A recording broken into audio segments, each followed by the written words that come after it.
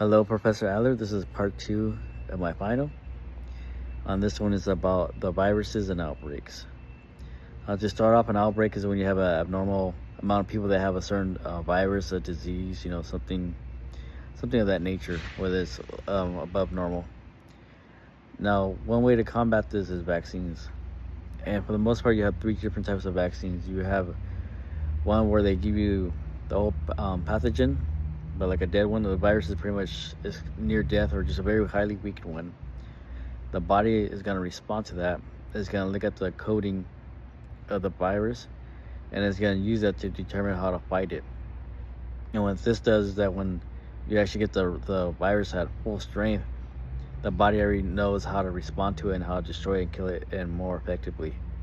And this can give you an individual immunity.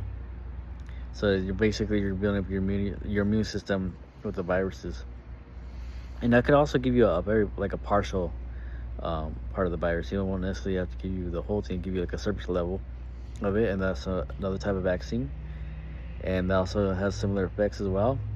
And you also have it where you can give you the mRNA.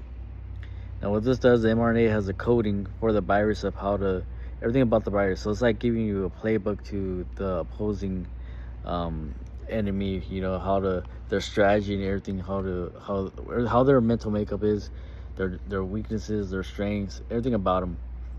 So this is like a cheat code for the body to destroy these viruses. And so viruses can be deadly, and they outbreak and kill many people, particularly elderly and younger people, and then people who are disabled or some kind of compromised immune system. So eventually what you want is have herd immunity. So you want to give the vaccine to individuals so they can better fight these things, and if they're able to better fight the viruses is just going to stop. It's going to be dead in its tracks.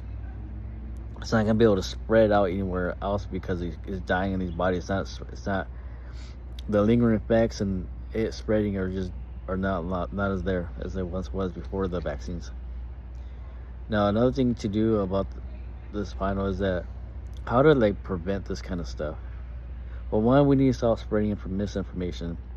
During COVID-19, there was so much nonsense as far as you have people just podcasters and just regular people who have no background. They couldn't even tell you anything about biology.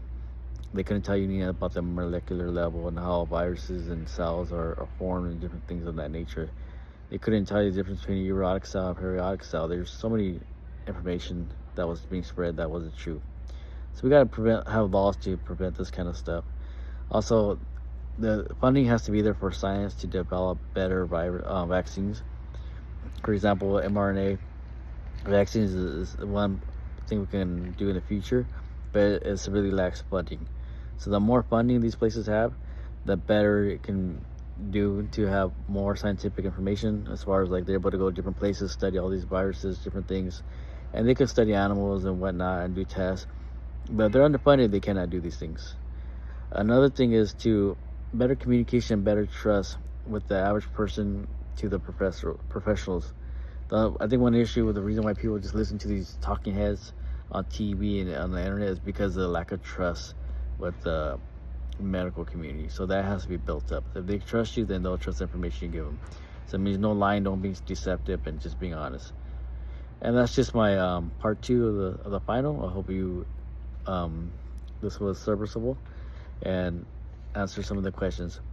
It was fun studying about these vaccines and these viruses. Thank you. Bye.